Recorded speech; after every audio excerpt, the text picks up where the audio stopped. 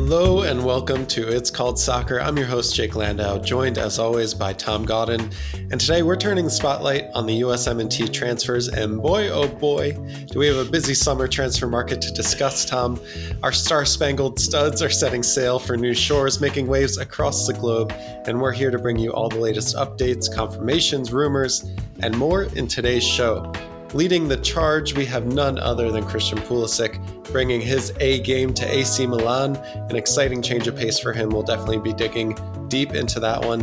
And did you hear that trumpet sound? That's right, Timothy Weah is making his royal entrance at Juventus.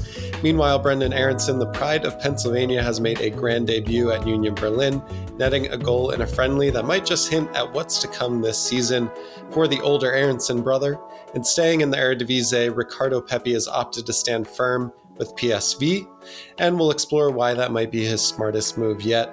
And don't think we've forgotten about those stateside stars making their first moves abroad. Joshua Winder to Benfica, Justin Chase on his way to Brøndby in Denmark, and George Bello to LASK in Austria, all vying to make their marks in the European arena. Then we'll cover the most up-to-date rumors on Balogun, Musah, McKennie, Adams, Tillman, and Booth, all with various possible destinations that could shape the U.S. men's national team landscape in exciting ways, speeding towards that 2024 Copa America. And finally, we will tip our hats to Anthony Robinson, who's just re-signed his contract with Fulham, and Serginho Dest, who is holding down the fort at Barcelona, trying to win his place. We'll cover those non-moves and what they mean for Jedi and Serginho. Before we do get the ball rolling and dissect these transfers, starting with Pulisic's move to AC Milan, we got to check in with Tom. Tom, what's up? Not much, just hanging out here, enjoying a summer in Pennsylvania. We've been doing open house nights at our department, doing some astronomy talks and observing every night this week, so I'm kind of tired. One more night tonight. But yeah, just living life, having a great summer. How's life going, Jake? It's great. We moved into a new house recently, so as you can see behind me, I'm finally getting like the little studio up to date, and also a new kitten is here with my 5-month-old son now. So a lot Nice. going on, but yeah, we've just been enjoying the time. And I will have in time some very exciting news to share probably in the next 2 weeks. With this crowd that's listening to It's Called Soccer, you will not want to miss that. So if you are not subscribed yet, make sure you're subscribed to the channel. Drop your comments down below as well throughout this entire episode as we talk through all of these players. This is going to be a banger. I think I'm excited to talk and dive deep into all these players. The U.S. Women's National Team also gets their World Cup started next Friday, so we will have to have a separate episode on that. You'll see that on the podcast list in the next few days. So yeah, man, a lot going on. A lot to talk about. All right, let's get started then. Christian Pulisic to AC Milan. He'll start with a summer tour in the U.S., so you will have a chance to see him. They'll be playing in the Rose Bowl as well. They'll take on Barcelona and a few other assorted teams from Europe. Tom, we knew Pulisic had to get out of Chelsea. It was starting to become not only a toxic situation between him and the fans, but it didn't seem like he was going to be fitting into any of those spots that were held by Sterling, Modric. They even moved other players out that could potentially be in his place, but Pulisic in the end chose a team that seems like they have a coach that really wants him, that he's going to be in their starting 11 and their plans for the season. So what do you think about this move from Pulisic to AC Milan? Honestly, I'm so excited about it. It could not be a better fit, I don't think. It seems like he fits in well to the culture. It seems like the team is going to use him in a variety of creative ways. I'm just happy to see him happy again. And it always seemed like he was kind of miserable the last 18 months or so at Chelsea. And, his introduction, he's like smiling and happy. And the videos of him and his first training, he's cooking down the left side. And it's just great to see. I don't think that it could be a better situation for him to have landed in. So, yeah, happy to see him get the move done. It was even more apparent when you kind of like took the situation with him at Chelsea and then whenever he was with the U.S. national team and just kind of the happiness and joy that you could see he was capable of, but it wasn't coming out at Chelsea. A big question for him moving to Milan is going to be about the other left winger, Rafael Leao, who's kind of the hottest prospect on that left side. He's wanted by huge clubs, but it does look like he's going to be staying with AC Milan for the time being. He was seen training with Declan Rice, who was just announced for West Ham over the summer. So do you think Pulisic is here to play on the right wing? We've also heard that Pioli, the manager for AC Milan, maybe thinks of Pulisic as a number 10, and they do play in a 4-2-3-1. So what do you think about Pulisic's chances getting in his preferred left side, or is this just a new start where we can see him on the right side, in the center, wherever he's best? Let's remember that he did used to play on the right side for Dortmund, and he was really good on the right side for Dortmund. So, I would think that if he's not on the left, because Leao will have that spot locked down, then there are a ton of opportunities for him to shine at the 10 or at the right wing position. Leao can't play every single minute of the season. He will need to be rested. He will need to be rotated. There will be games where we get to see Pulisic out on the left too. So, yeah, I think that it might not be him starting on the left every single game, but it could be that he ends up playing a ton of minutes just all across that band of three. And, if the U.S. is moving towards that 4-2-3-1 as well, I don't think that's a bad thing for us to get Pulisic minutes basically everywhere across a band of three in a 4-2-3-1. Yeah, I mean, we saw at Nations League with BJ Callahan at the helm what it looked like to have some creative players at the number 10, Gio Reyna feeding Fuller and Balogun, who might come up as well when we're talking about AC Milan and rumors. Might seem like they're trying to build the next U.S. Super team. But staying with Pulisic for now, a big knock against him at Chelsea were how many knocks he had and how many games he was perceived as to be out for and injured for. Now, this kind of created a divide between Chelsea fans, USMNT fans, and the opinion of him, of his time at Chelsea. I'll kind of look back at the Restart Pulisic, Project Restart Pulisic is one of the best versions of Christian that we've seen. Aside from his time with the US men's national team, that was kind of the most freeing that I've seen him play on the pitch. Will he stay healthy? Like, is it a perception that he's injury prone, or is it real that he just missed so many games and wasn't able to really get himself into that team consistently enough to make the difference that he wanted to?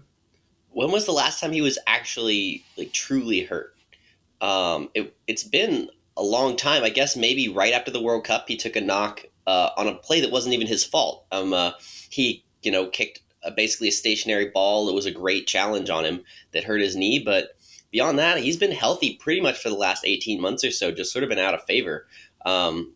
We did miss him during World Cup qualifying, and there was, of course, that hamstring injury that kept him out during Project Restart. But I do think that, as players get older, they tend to adjust their body. They tend to figure out how to play without getting hurt. Those hamstrings aren't growing as fast. They're not going to be, as prone to tearing as quickly. So I think hopefully we're on the tail end of the Christian Pulisic injury saga and that we're getting closer and closer to him being healthy all the time. But I think it does remain to be seen whether we're going to see him be able to, get over that injury bug consistently and play big minutes. I'm pretty hopeful for it, though. I do think that it's sort of overblown and sort of Chelsea's big excuse for not playing him when they just kept buying too many players and not having enough space to play all of the guys they had bought. Yeah. And speaking of the injuries and the physicality of the league, Serie A is kind of seen as more of a tactical version of maybe the Bundesliga, not necessarily as physical as the Premier League. So do you think this move suits him physically, or is, again, because injuries aren't actually a problem, it's just a perceived problem, that we're kind of overthinking this in terms of Christian? I mean, going to a less physical league is always going to be better. So I'm more than happy to see him go to Serie A. And I think that he's got a chance to really cook. We haven't ever seen a lot of Americans play there. So I'm excited to get a chance to see a new league and really learn a lot more about it. And just, watch him cook in a league that I do think suits him a little bit better. Yeah, I mean, Paramount Plus is maybe going to be getting a boost with that, having Serie A coverage. Again, we're going to talk about Weah next, but it does seem like there's going to be some additional Americans moving over to this league. So it is exciting to see. Tom, let's finish up here on Pulisic. I'm thinking if he gets 15 goal contributions between goals and assists, that's a solid season. What are you looking for out of his season? I'm looking for minutes. That's really what I want, is a minutes threshold for him to hit for a successful season. And for me, that's 2,000 minutes. I'm not sure if we've ever really seen Pulisic at a 2,000-minute season. I'd have to go back in and check. But certainly not since he was at Dortmund. And it would be great to see him get over 2,000 minutes, which I think is roughly 23 games for Milan. So hopefully he's playing consistently. I think if he's playing that many minutes, the goals and assists will come. So we'll see what happens, but I think that that's a pretty realistic target for him. Yeah, I mean, they have Serie A, they have Champions League football, they have Coppa Italia. So it's very realistic that he'll be getting that 2,000 minutes if he can stay healthy, which again is one of the biggest questions coming in for Pulisic. So Tom, I'm going to assume then this is a good move, a thumbs up move for you on Pulisic to AC Milan. Oh yeah, huge thumbs up. Probably one of our biggest, best transfers we've had this summer so far. And we've had some good ones, as we'll talk about.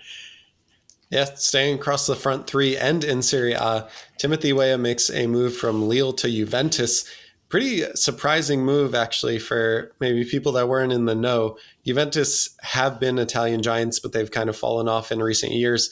Weah at Lille was almost in between positions, playing sometimes on the right wing, sometimes as left back last season, just trying to get minutes wherever he could. This seems like a move that is for him to replace Juan Cuadrado, who primarily played as a right wing back in a back three system, back five system. So, Tom, talk to me about your thoughts on Weah to Juventus. Are we as high and positive on this move as we are of Pulisic to AC Milan? I think I'm actually higher on this move than I was on Pulisic to AC Milan. I can't think of a more perfect landing spot for Weah.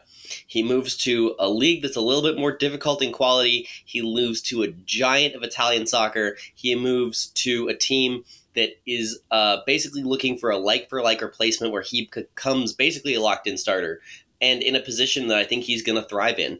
You know, Juventus has never really had a typical winger situation, so he will be able to get up the field and get wide, and Cuadrado has always, you know, thrived in attacking spaces for Juventus when we watched them play. As U.S. fans, we're kind of familiar with Juventus at this point because of McKennie, and Cuadrado has always been awesome in that right midfield, right wing back, right back spot that he's played for them. And it seems like Weah just naturally slots into exactly that spot, gets to get high up the field and just cook down that right side of their attack. In a weird way, and kind of thinking through the theme of everything happens for a reason, Weah playing left back last season for Lille probably had something to do with the amount that he was looked at and what the reason was that he came over to Juventus, because he hadn't really played in a defensive position before that, at least formally with his club team. So for Juventus, you get a player that is very close in the actual profile of Juan Cuadrado, someone that is speedy, someone that is technically savvy, someone that has very quick feet and is skillful, can beat a man on the dribble. But I think having him at left back for Lille last season for a few matches at least showed that he could be that defensive stability for the team. So I know when he was playing left back for Juventus, we did talk, or left back for Lille, we did talk about those matches. I remember after they happened, just thinking about, yeah, okay, it's great that he's getting playing time, but it's not his preferred position on the right wing. So why then can we be excited about him playing in a more defensive position for Juventus? I feel like it's just the profile of Juventus is a little bit different than the profile of Lille. I don't really think of Lille as a team that's using their attacking fullbacks to really create a lot of offense, but I do think of Juventus, especially under Allegri, as a team that really likes to use their fullbacks to get forward and create overloads and really play the ball wide and get it into the box. So I think that it's just sort of the profile of the team is a lot better suited to what Weah likes to do from that fullback position than Lille was. So that's sort of the main reason. But also there's some element to the fact that if you go through a full season in a top 5 league in Europe without a goal contribution in the front three, possibly you don't have an option except to move back a line. And if he's going to move back a line, why not go to Juventus and see if he can do it there? That seems like the most exciting of the options where he could be forced to move back a line that are out there right now. Yeah.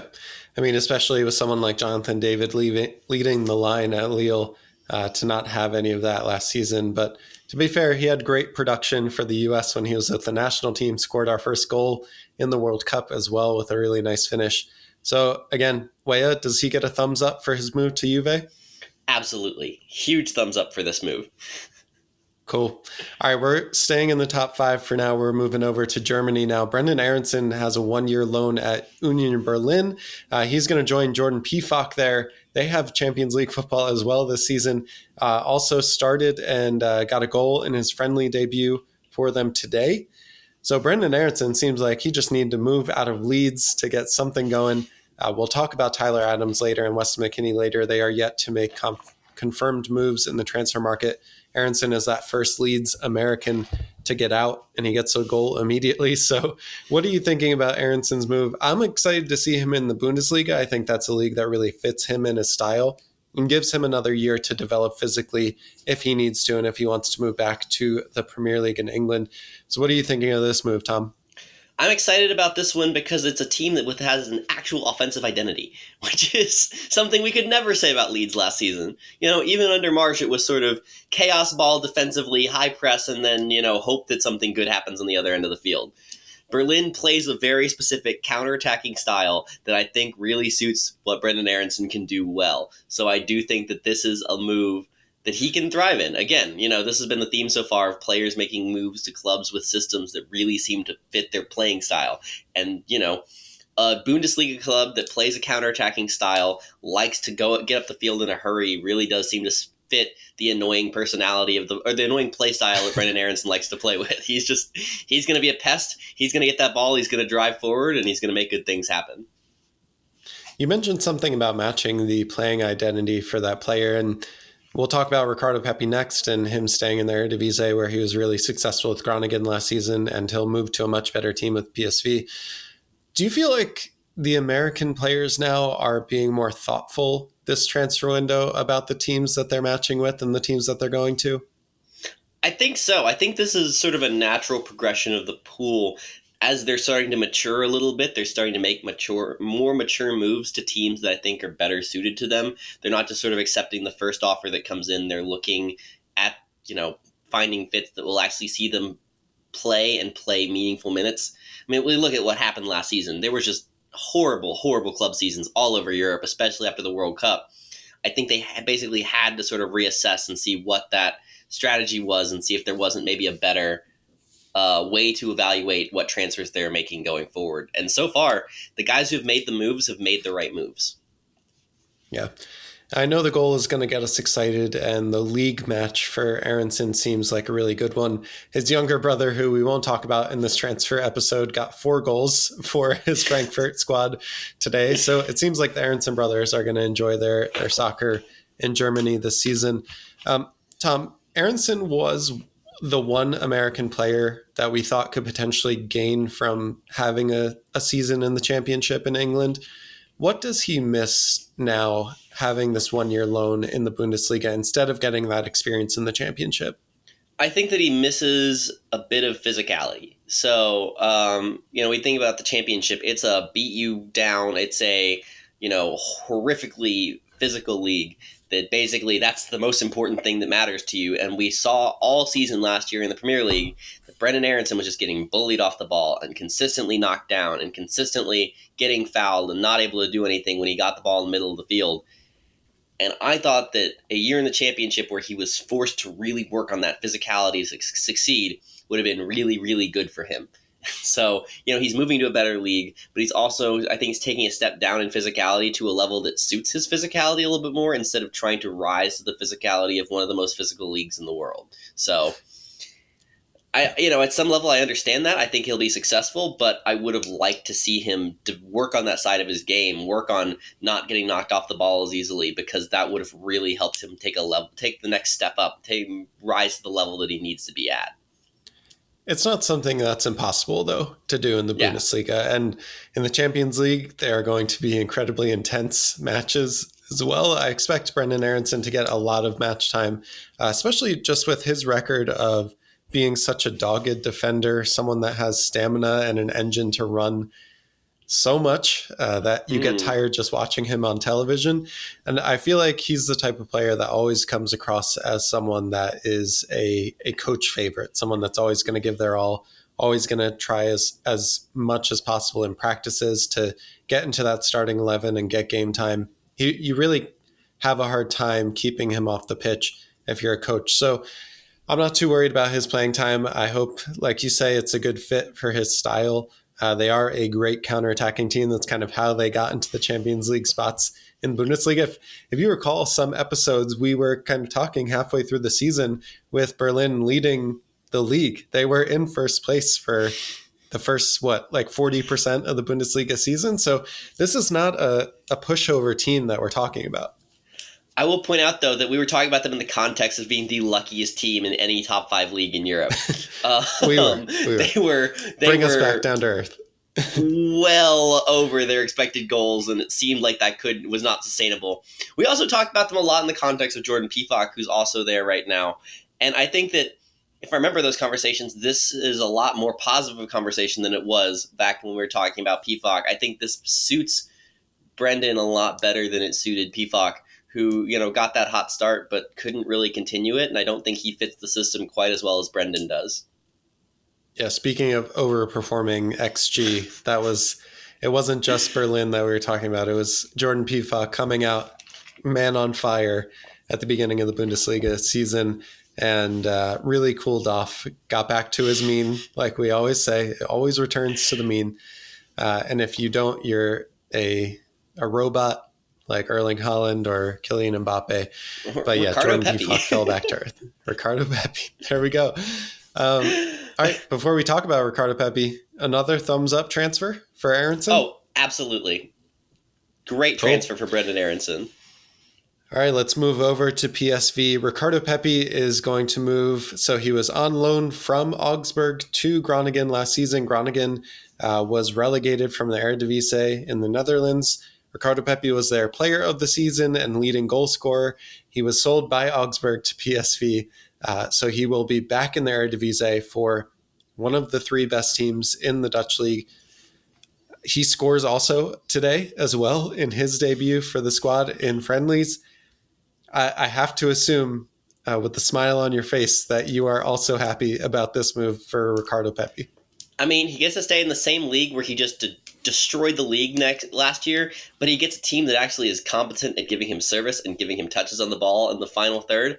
And I just can't help but think that, moving from a relegation team to a championship contender in the same league where you just destroyed everyone last year, despite basically never seeing the ball at your feet, is going to do good things for him. So I am incredibly optimistic that Pepi is just going to thrive at PSV this season.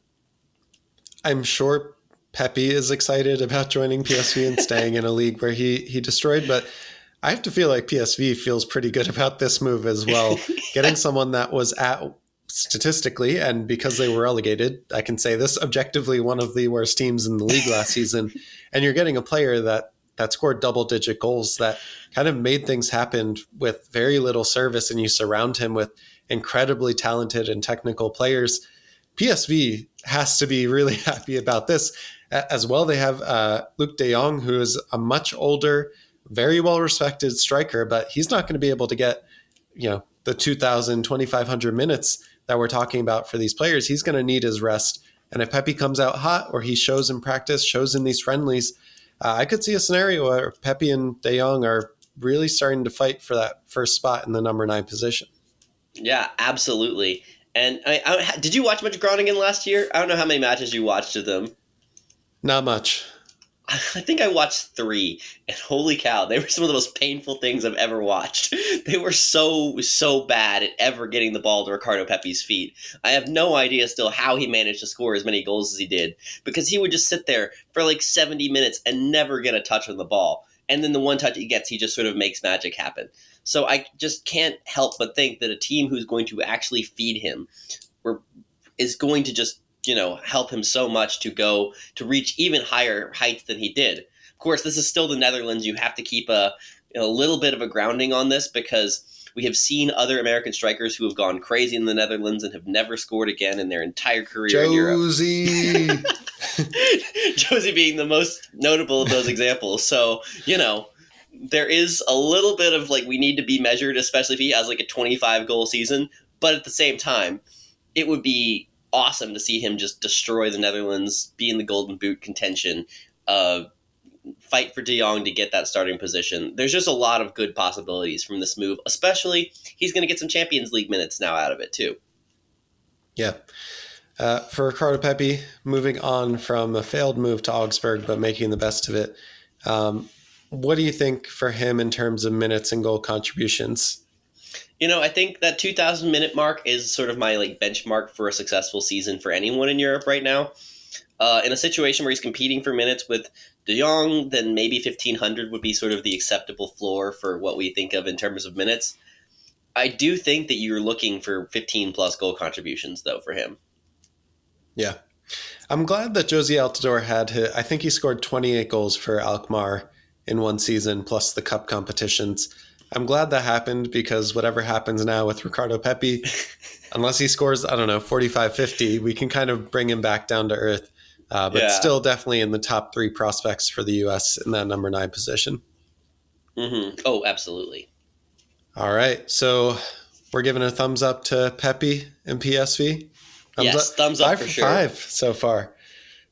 All right. Or 4 for 4. 4 for 4, yeah. All right.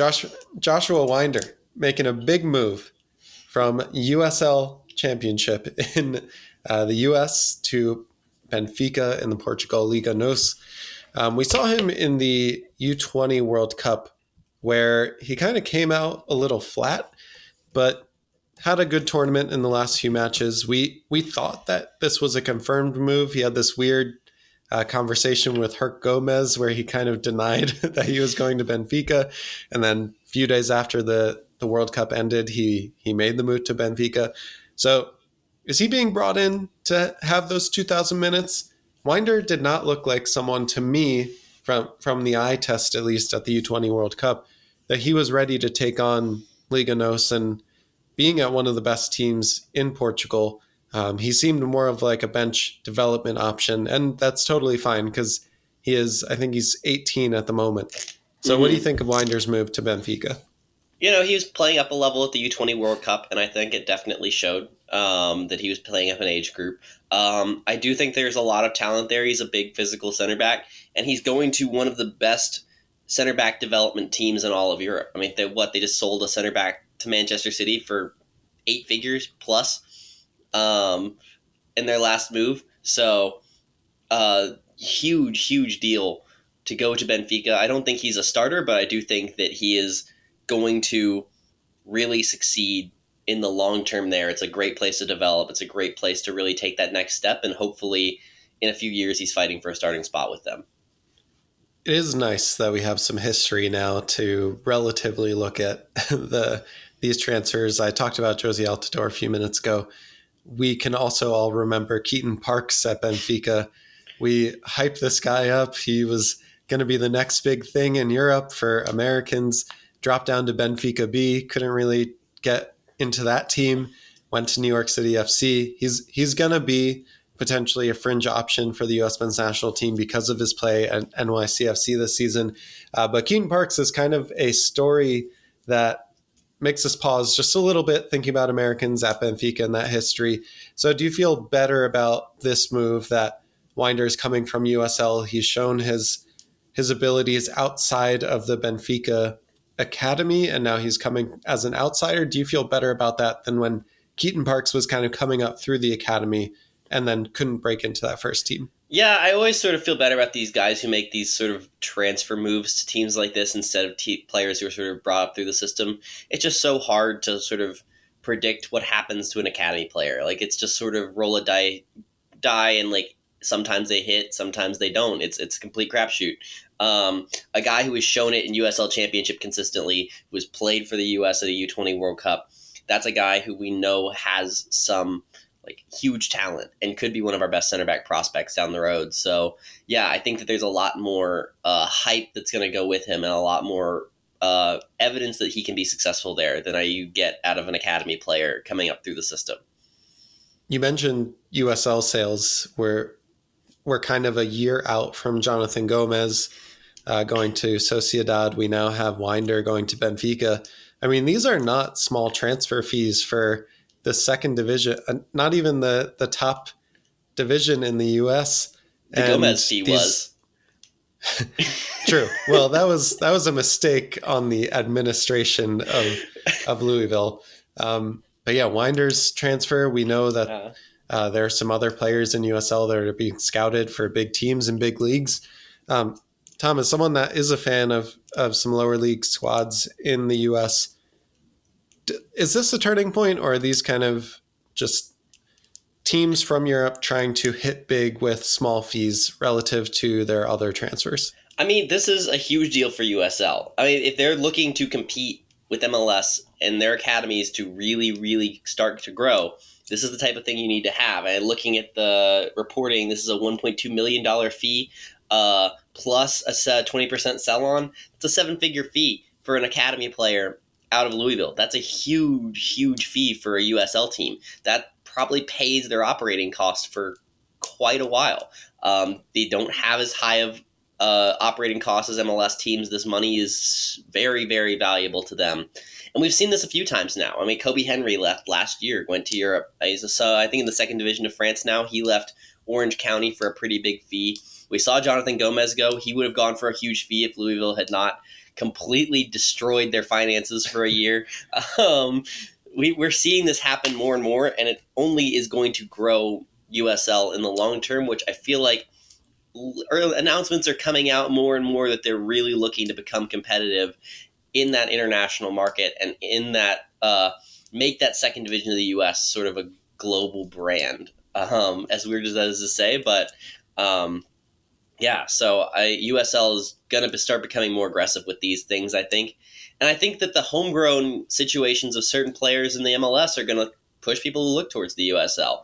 You have players who end up on homegrown contracts and never can seem to get a minute. Diego Luna for a while. The Philly kids like Paxton Aronson, who were just sort of stuck in these contracts and couldn't get to Europe as fast as they wanted because they couldn't get on the field in MLS. So go to USL, tear it up for a year, and then leave as soon as you're ready. Yeah. All right. As an aside, I do want to ask you about the USL has an upcoming vote for promotion relegation. Give me your 60-second.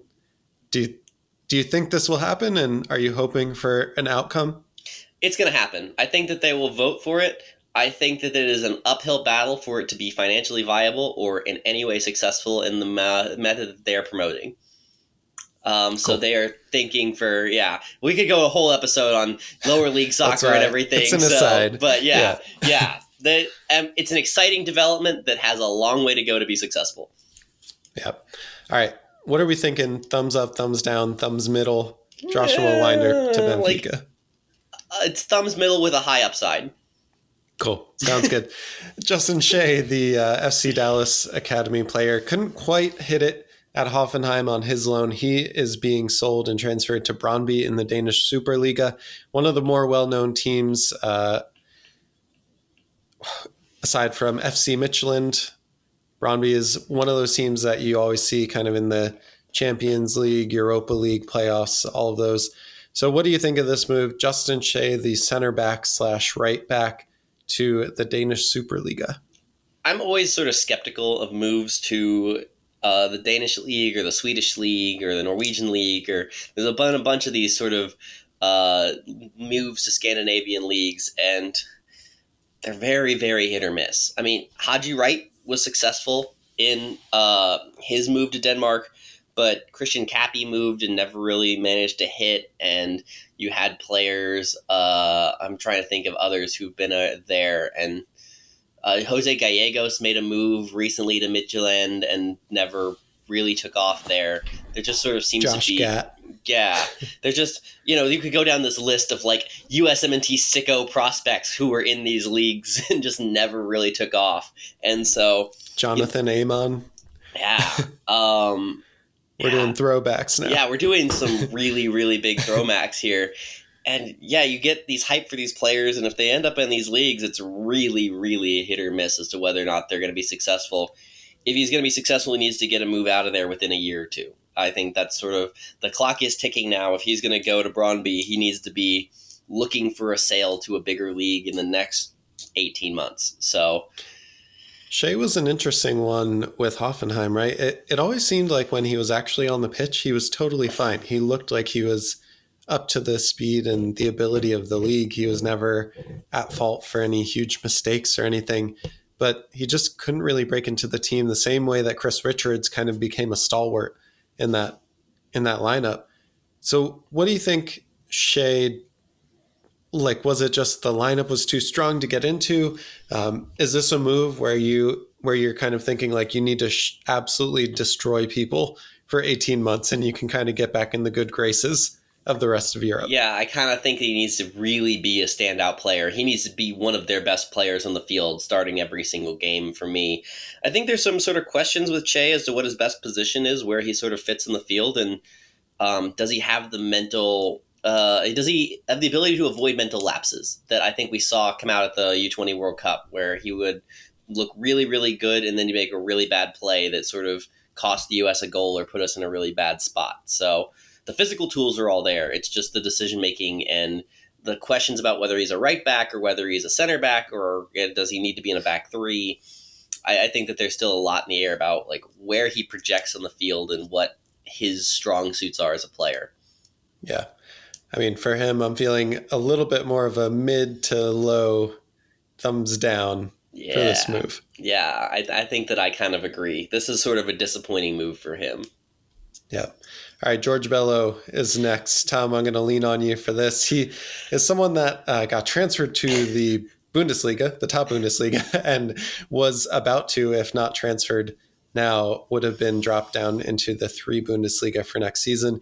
He makes a move to LASK in Austria. LASK, for anyone that doesn't know, is kind of the main rivals for RB Salzburg. They're kind of the second or third best team in Austria in almost every season. So not a horrible team, but Austria is not the strongest competition.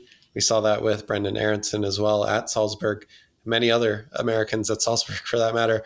So, Tom, George Bello, Atlanta United legend. He's a guy that, when I watched him play at Atlanta, I never thought that he was as bad as he's looked in Europe so far. I've always thought there was a much higher upside to him than we were ever seeing when he was at Bielefeld.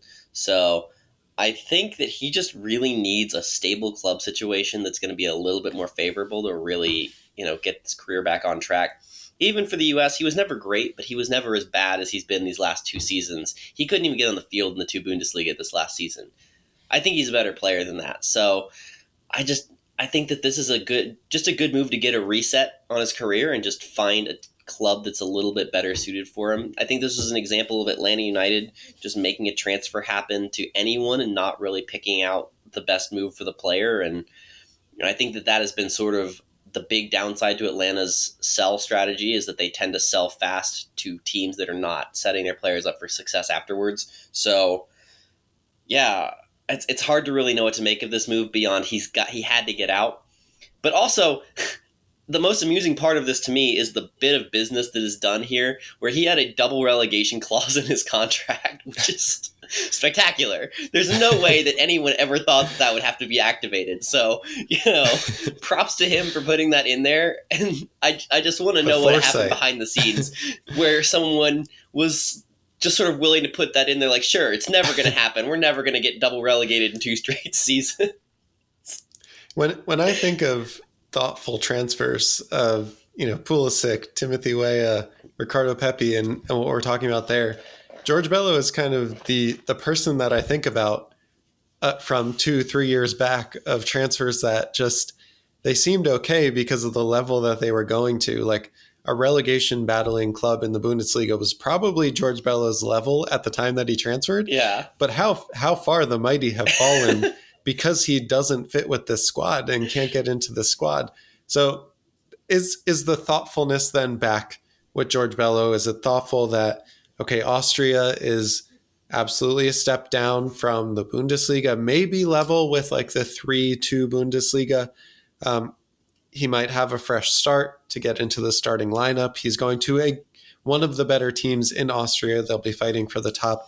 So I know this is not like what we wanted for George Bello, but are there like some positive, optimistic pieces to this that we're not going to focus on just because of the story surrounding the double relegation? Oh yeah, no, it was clear from like halfway through the first season of the Bundesliga that he needed to get out of there. I mean, there was really just no doubt about it. I guess he made the transfer halfway through the season. So, but it's been clear for a while that Bello didn't fit with that squad and just needed to get out. And, going down a level to a team who hopefully is going to play him is just perfect for him.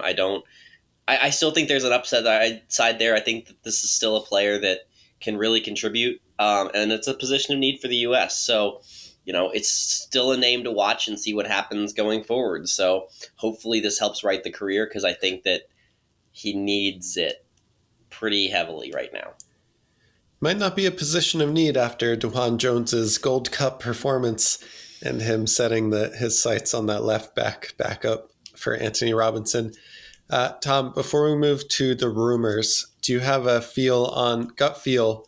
Tell me who out of the confirmed transfers we just talked about is going to look the best at the end of the season from the transfer that they made. Who made the smartest move? My money's on Tim Weah going to Juventus. I think that's just sort of perfect match of player and team, and he's going to look great.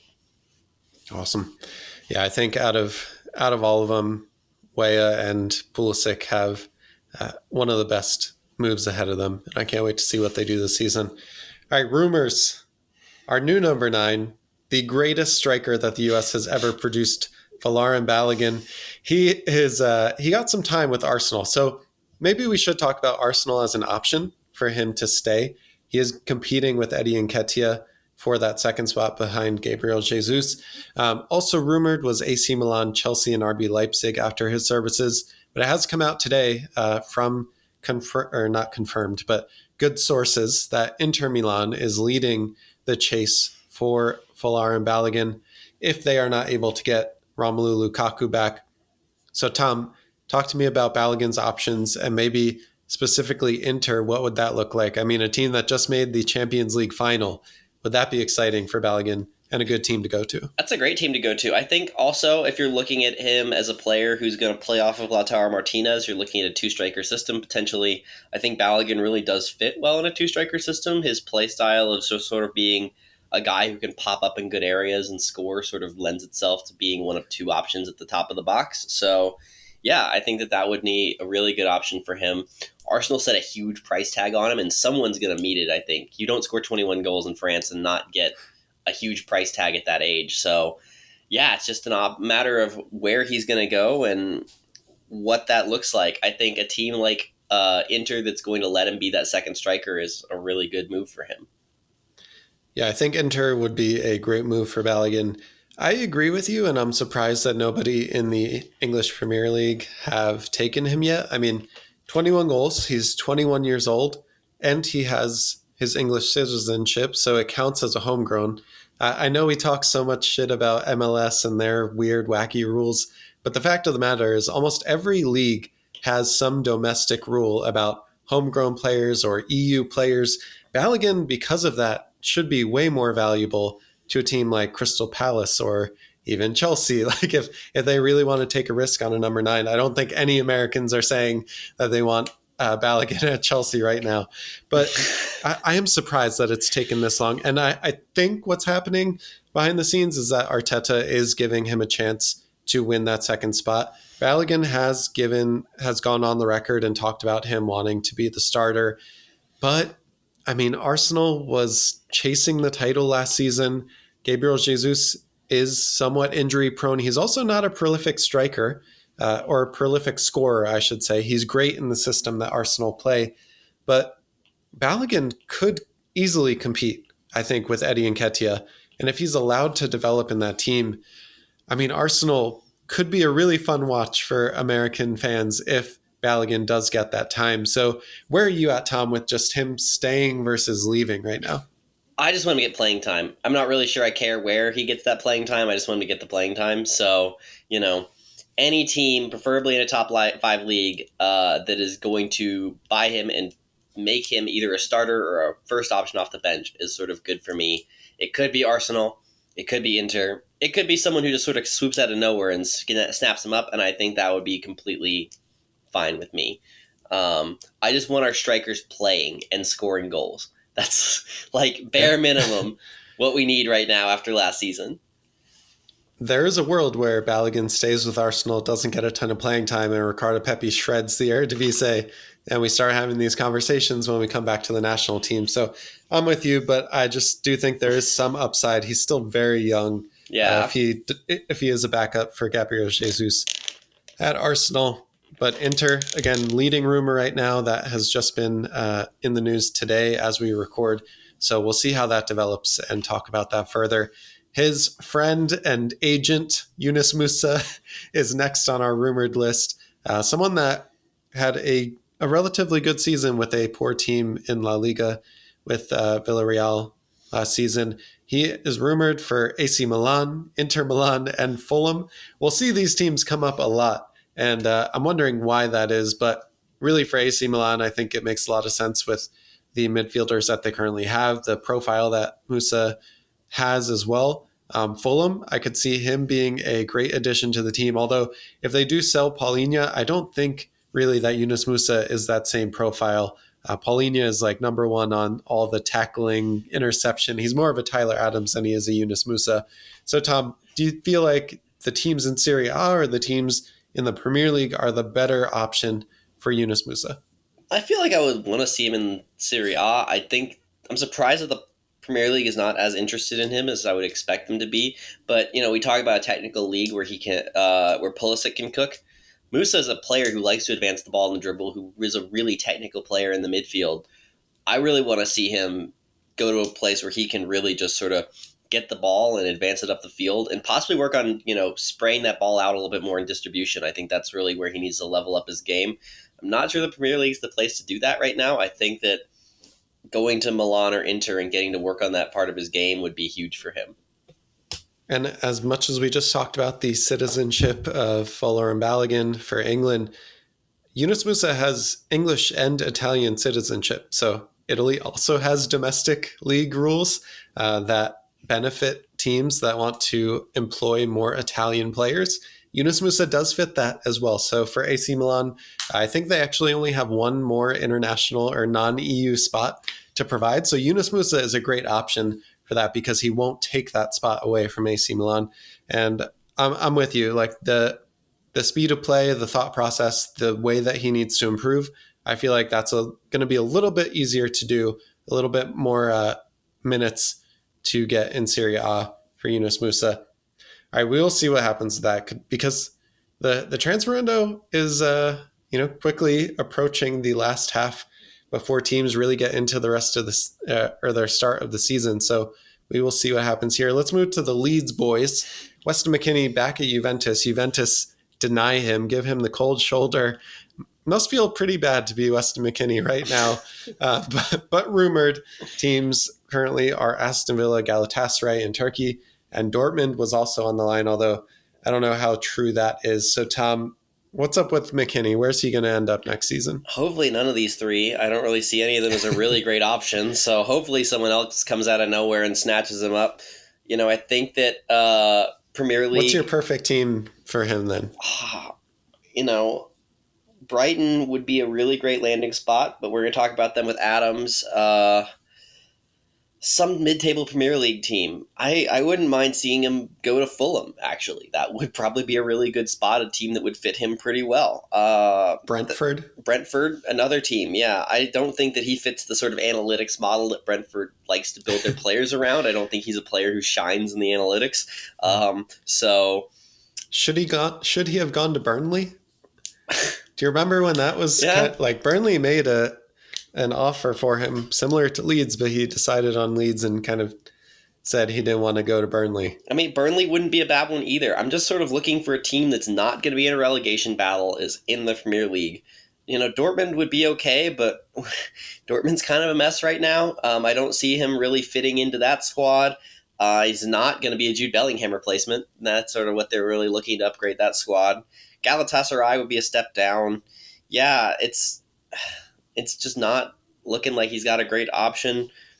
I kind of wonder if he wouldn't be better off making a move back to Germany or trying to find a new team in Italy. Maybe a team like Roma would be a really good landing spot for him. I think he could probably thrive in Mourinho's system pretty well at Roma. So that would be a team, sort of maybe one of the more ideal landing spots. It's just really hard to know what to do with him. I think he's going to be successful wherever he goes, but I don't really want him fighting for minutes anywhere. I want him to sort of be the guy.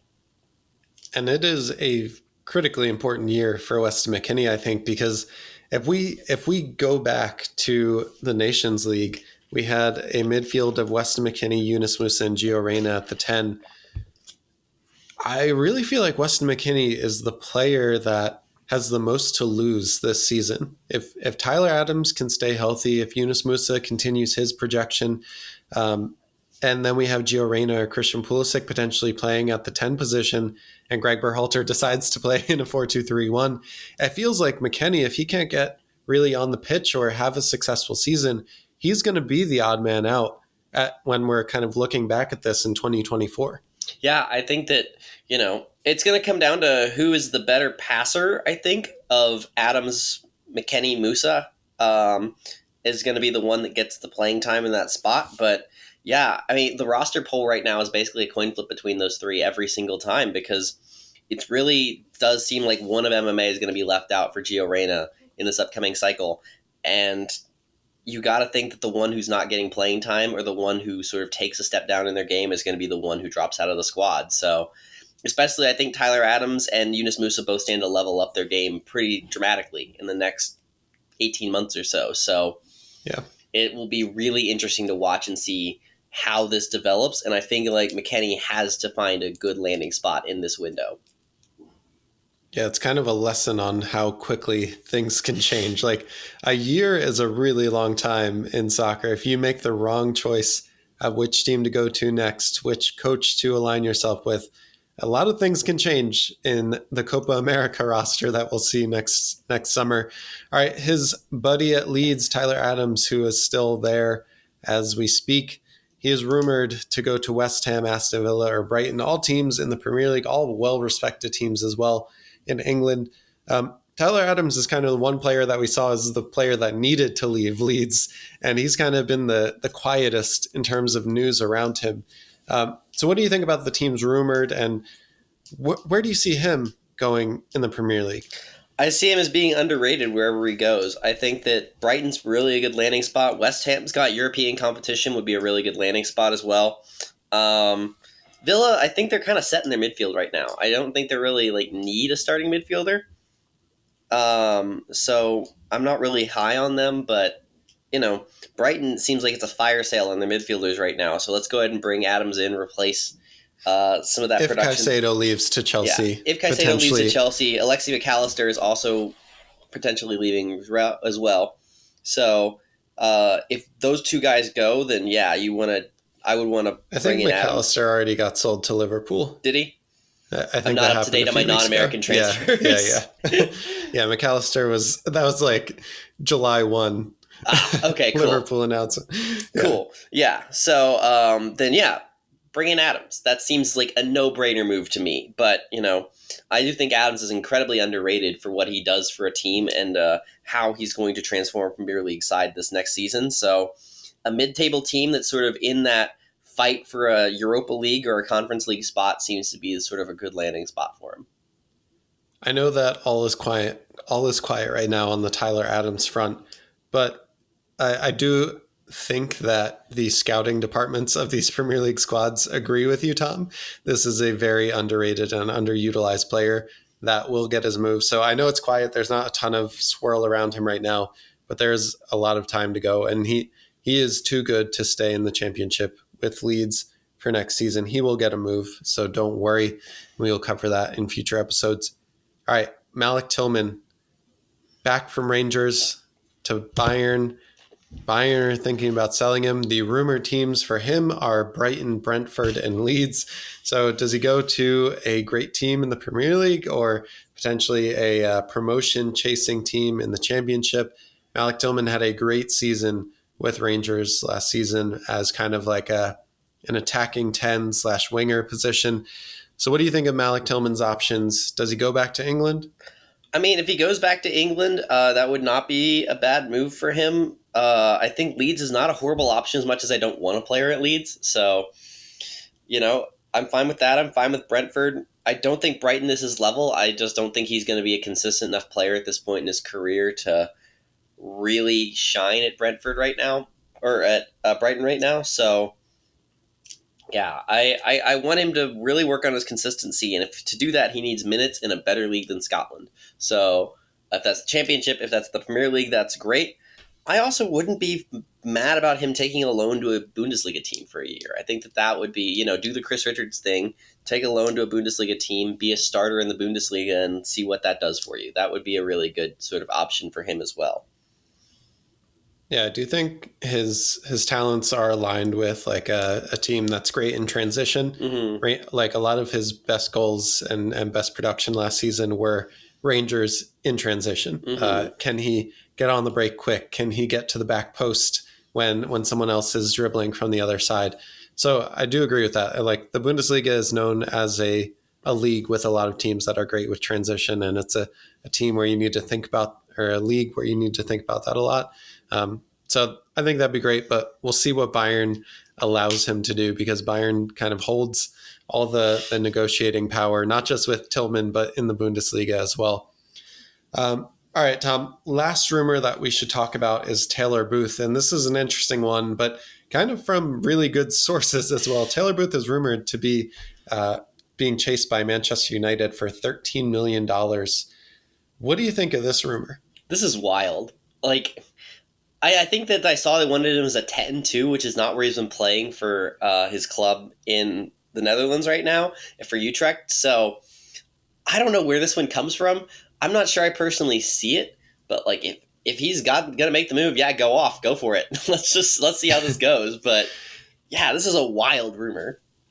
Can you think of like other moves that players have made in this same kind of vision, like just out of nowhere? Weston McKennie to Historic Juventus. Clubs. Yeah, true. That he was playing for everywhere for Schalke, and then all of a sudden it's like, yeah, we're gonna bring McKennie into Juventus, and just sort of came out of nowhere. It was done. So like that was sort of the only comparison I can think of. Dest to Barcelona, maybe. Yeah, I guess so. Yeah, some wild, huge moves that some of these young guys have made. That would sort of be right up there with it. Be the first American to play for Manchester United would be wild. If you are still listening or watching to this, I would love to know what you think of Taylor Booth to Manchester United. Let us know down below in the comments. And if you are listening on Spotify, there is a way to give us feedback, so make sure you do that as well. Tell us what you thought of this episode. All right, we're going to talk about two players now that are staying and have committed themselves to the future of the teams that they are at. Anthony Robinson re-signed for Fulham, multi-year contract. We thought maybe he's going to go. He only had 1 year left on that contract. So Anthony Robinson back with Fulham, had a great season in the Premier League. They're looking to kind of get themselves back aligned as a mid-table team for the future. So what do you think of Jedi re-signing with Fulham? I'm all for it. I'm never going to turn down an American at Fulham, particularly not one who has been so good for them for so long. He's quickly going the Tim Ream route of becoming a club legend there, and I love to see it. Like, he was so good last season, and he's been just such a reliable Premier League player every time he's been there. So let's keep the ball rolling. Talk about underrated with Tyler Adams. I mean, Jedi, Anthony Robinson at Fulham, along with Tim Ream. I feel like Tim Ream has gotten his plaudits. He's gotten his flowers for this season, for this past season. But Jedi has quietly had almost a better season than Tim Ream did. And he's been our starting left back so consistently for the last few years. Not just that, he's an Iron Man. He just never stops running and never takes a minute off. He's just absurd with his work rate and his ability to stay healthy and his ability to play every single minute you ask him to. And quietly had a top 10 season as for left backs in the Premier League, if not a top 5. Like, he was really, really good last season in the Premier League and just flew under the radar. Now on to the probably a little more interesting commitment here. Serginho Dest has talked about him committing back to Barcelona. Xavi, the coach, even has talked about him giving him a fresh start. Dest was on the record today talking about how it's really all up to him and himself and him approaching practice and friendlies.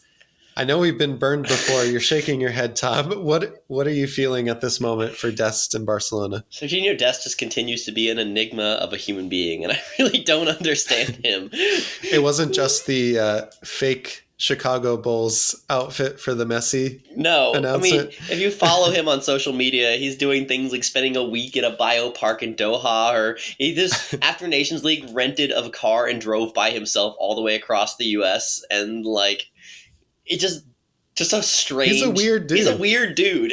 I love it. He's like kind of a national treasure. He's just sort of by himself doing Serginho Dest things while everything out of the world just sort of goes around him.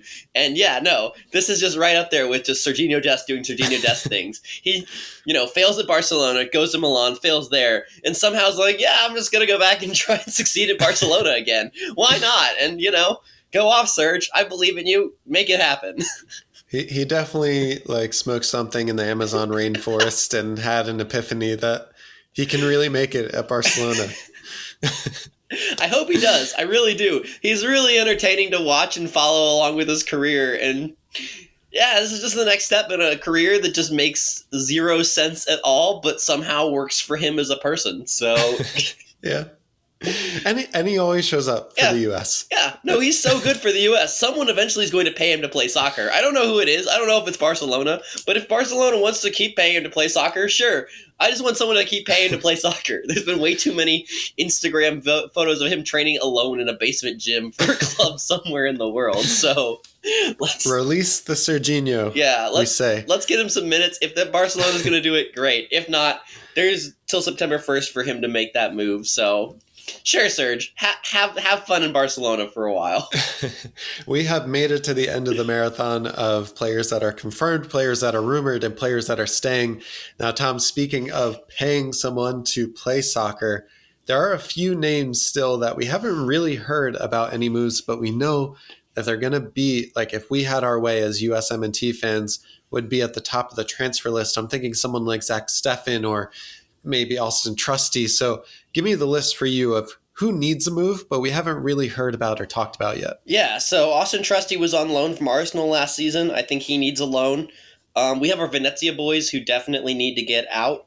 Busio showed something in the Gold Cup. Maybe he gets a move. Tanner Tessman was very good for Venezia this year. Maybe he gets a move. Ethan Horvath and Zach Steffen both need new loan moves. And then I really want to talk briefly about the MLS striker contingent, who I think have had lots of rumors surrounding them throughout the Gold Cup. Brandon Vasquez and Jesus Ferreira, both in very different situations. I think both looking to make a move in the next 6 months or so. And the MLS transfer window is open right now. The European transfer windows are open right now. Do you think it's time for Vasquez and Ferreira to move? I think it's time for both of them to move, but I think their situations, while vastly different, are going to stop them from making a move this transfer window. I think for Jesus Ferreira, we're talking about someone that is on massive wages for Major League Soccer as a designated player. And I don't know if a European club will pay him those wages and pay a transfer fee to bring him over.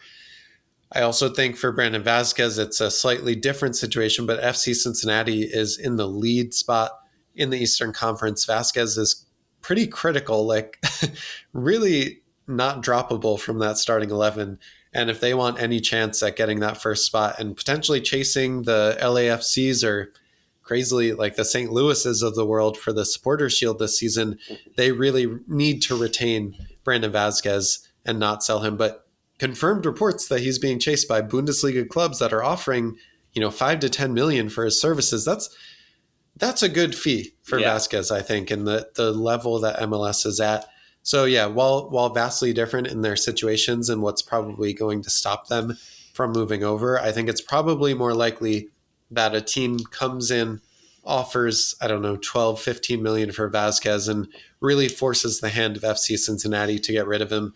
Whereas I feel like while teams might want Jesus Ferreira, it's going to be a lot harder of a sell to their payroll to bring him on. Yeah. No, I think both of those guys are in very tough situations right now, but both need their moves. I'm looking at both of them, I think, in the winter window to definitely move if they don't get one this one. With Cincinnati chasing the points record right now and having just sold Brenner, I don't think Vasquez gets a move. I think there's an outside shot that Ferreira does. Dallas is not going to win an MLS Cup. I think if one gets a move, it's more likely to be Ferreira than Vasquez. I think that there's also a third MLS player who's in a similar boat that could go this summer, and that's Miles Robinson. Atlanta only has 6 months left on his contract. He can sign a pre-contract now with any team in Europe that he wants to. Or Atlanta can try and get some value for him right now before he leaves on a free transfer at the end of the season. So he's also running out of time age-wise yes. to make the move to Europe. Yeah, he's the same age as Brandon Vasquez. It's sort of that time where they've got to make their moves now. I think that both of them go in the next 6 months. And I think Miles has basically already mentally checked out of Atlanta. I don't really think that he wants to be there anymore. I think Atlanta knows that. So it will be very interesting to watch that one develop too. All right. Wonderful episode. It was fun talking through these transfers. The women's national team have their first World Cup match on Friday of this week. That's wild. 9 p.m. Eastern time. And Tom, we're at the end of the transfer special episode. What do you have to say to the people? Stay tuned for what's going to be a really fun club season. I mean, we've been watching this play out for a while now. We took a B team to the Gold Cup with the hopes that we were going to get some really big moves. We've already seen a bunch of them. We're going to get even more. It's just going to be a really fun ride for this next club season. I'm so excited for this Women's World Cup too. It's going to be a blast. Chasing that 5th star for the women's team. I can't wait to watch it all unfold here in the next few weeks. Chasing the three-peat as well, something that's never been done on the men's or women's side. And we have a lot of competition. I'm really happy to see the Women's World Cup move to 32 teams now as well. We have teams that are competing against us every single tournament, every single match. And we have one of them in our group as well. So really exciting to see. All right, my last word is thanks so much for watching. Make sure to like the video, subscribe to the channel. Give us a 5-star rating if you are listening to this wherever you get your podcasts. And we will see you next time on It's Called Soccer in a few days to talk about the women's national team going for their 3-peat back-to-back-to-back World Cup victory. Peace. See you guys.